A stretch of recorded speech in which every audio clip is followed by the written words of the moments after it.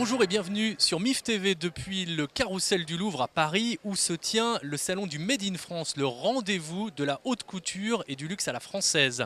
On l'appelle également le salon de la haute façon. Nous sommes allés à la rencontre de quelques-uns des nombreux entrepreneurs présents cette année pour la 11e édition du salon du Made in France.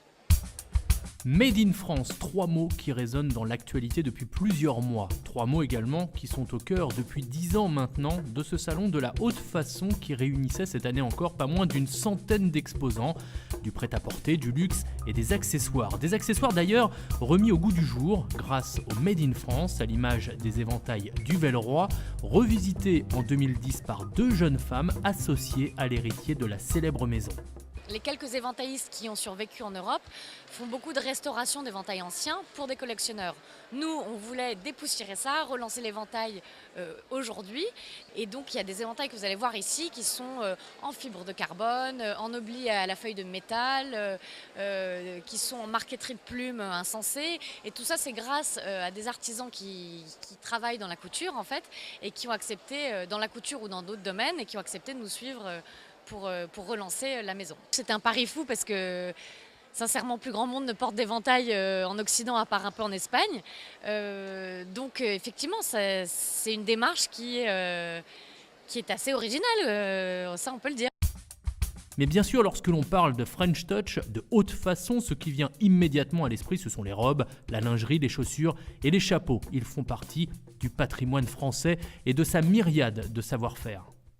Qu'est-ce qui fait qu'on est dans la haute couture? Qu'est-ce qui fait qu'on est dans le prêt-à-porter ou dans ces éléments divers? Eh bien, c'est aussi une façon de faire, c'est le fait de savoir coudre et non pas coller les choses. C'est le fait de savoir les assembler de façon traditionnelle pour avoir un produit qui dure, pour avoir quelque chose que vous allez garder, que vous allez conserver et qui va vous faire un bon usage. Le Made in France aujourd'hui, c'est aussi toute une génération de nouveaux entrepreneurs ultra motivés, engagés à 100% dans un projet qui, selon eux, a de l'avenir. Je reste persuadée qu'aujourd'hui, on est à un virage de cette économie parce que les clients qu'on avait il y a 10 ans, pour lesquels on produisait en France sur du moyen de gamme, fabriquent aujourd'hui en Asie. Mais en Asie, il y a aussi une énorme mutation qui s'est faite dans les 10 dernières années. Aujourd'hui, le coût du travail a beaucoup augmenté en Asie. Il y a les coûts de transport qui viennent se rajouter, il y a les coûts de douane, etc. Donc je pense qu'aujourd'hui, certaines marques ont aussi cette volonté de revenir en France. Et donc après, je dirais que c'est un tout et qu'on doit s'organiser au niveau du pays pour que nos entreprises soient plus adaptées pour répondre à cette demande. Je pense qu'il faut maintenant qu'on remette des formations qui soient plus sur l'aspect manuel pour que demain, on trouve des personnes qui ont l'envie d'être derrière la machine.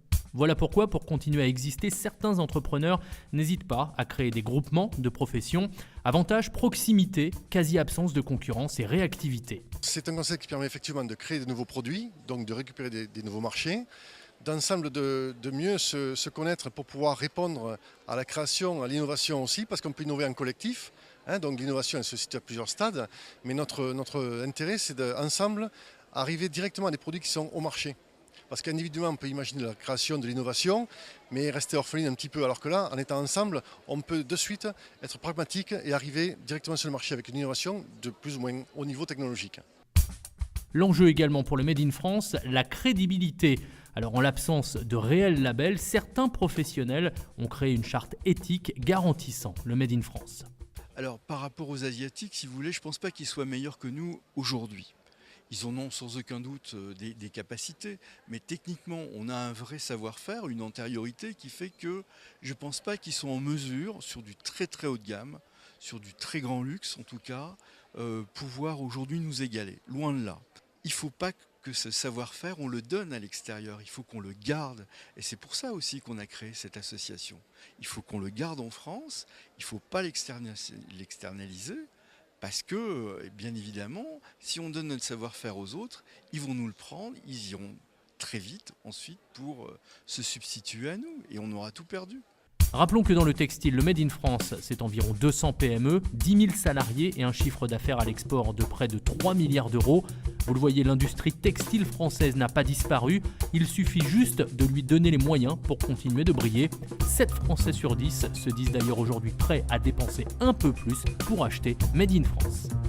Made in France, ça veut dire quelque chose. À notre sens, le Made in France, c'est aussi quelque part rééquilibrer l'économie pure avec la créativité et la relation humaine. Et c'est ainsi que se termine au Carrousel du Louvre la 11e édition du salon Made in France, qui fêtait donc cette année ses 10 ans. A très bientôt sur MIF TV.